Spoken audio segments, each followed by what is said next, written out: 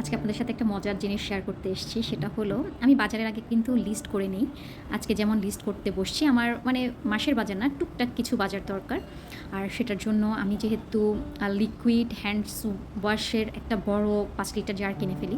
তো যেগুলো মনে আসছে লিখছি। আসলে তখন আমি একটু স্লো হয়ে গিয়েছিলাম, কারণ আমি ফোনে আমার ফ্রেন্ডের সাথে কথা বলছিলাম আর লিস্ট করছিলাম।